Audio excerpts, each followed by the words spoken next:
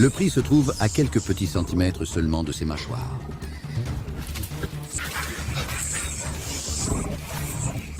La maternité est un lien d'une nature primale, un attachement profond. Elle le ressent profondément. La patte de l'intrus tâtonne dans l'obscurité, cherchant une prise, mais la forteresse tient bon. Le tunnel est trop étroit. L'hyène change de tactique, la frustration montant à chaque seconde. 3 vies, âgées de quelques jours, aveugles à l'obscurité. La terre vole, tandis qu'il s'efforce de démanteler les murs du château.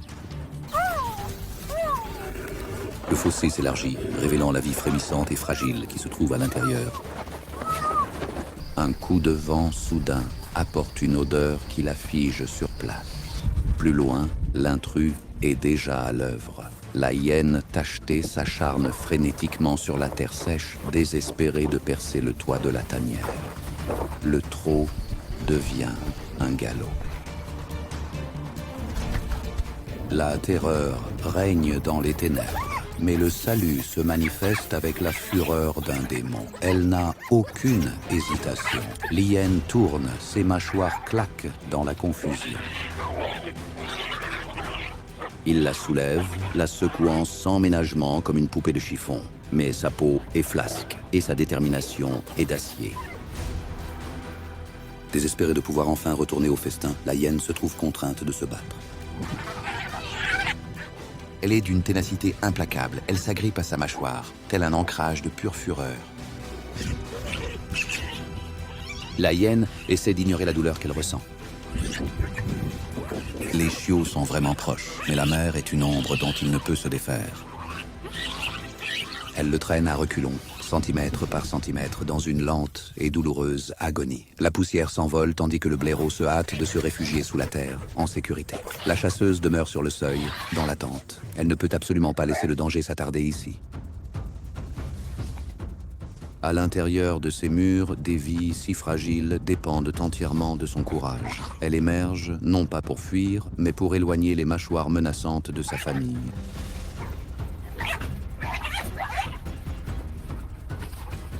La hyène s'élance, ses mâchoires se referment brutalement sur la peau lâche et caoutchouteuse.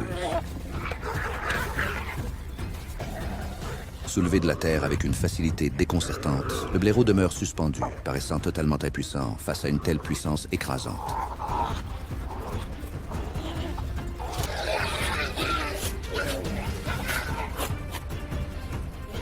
Une défaite ici, c'est condamner toute une lignée à un silence éternel. Pourtant, elle se tord et se débat dans sa propre peau. Se retirant une fois de plus à la forteresse du terrier. Le siège continue.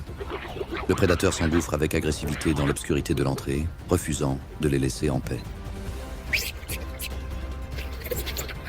Elle l'affronte de plein fouet, une fureur noire et blanche jaillissant de la terre. Elle le repousse avec force, puis se replie, devenant la barrière vivante de son foyer. La tactique se modifie. Elle reste au ras du sol, ses crocs cherchant à atteindre les coussinets particulièrement sensibles des pattes de la hyène. La douleur devient un coût bien trop élevé pour un simple repas. Le géant est contraint de battre en retraite, vaincu par une créature qui ne représente qu'une fraction de sa taille. Au fond de l'obscurité fraîche et sombre, la mère se blottit tendrement autour de ses petits. Ils sont en sécurité. Elle est épuisée, mais la forteresse a tenu bon.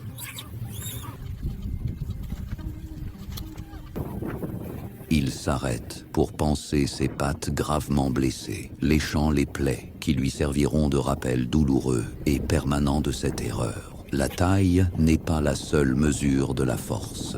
Même le chasseur le plus puissant doit apprendre à se retirer et à s'éloigner. La savane a toujours du respect pour ceux qui refusent de plier.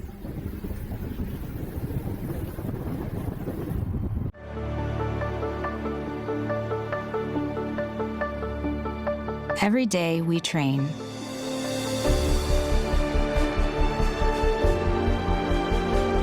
Challenging ourselves and each other. to exceed even our own expectations. Go beyond.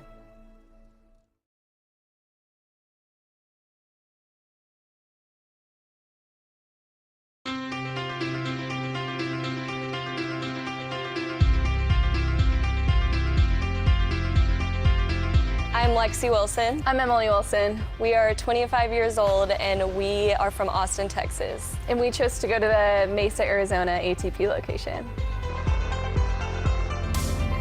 Right after college, I went into sales. Most of my peers were doing that and I thought that was the right thing for me. But then I wanted something that was more fulfilling. Becoming an airline pilot just kind of seemed like something only men did. And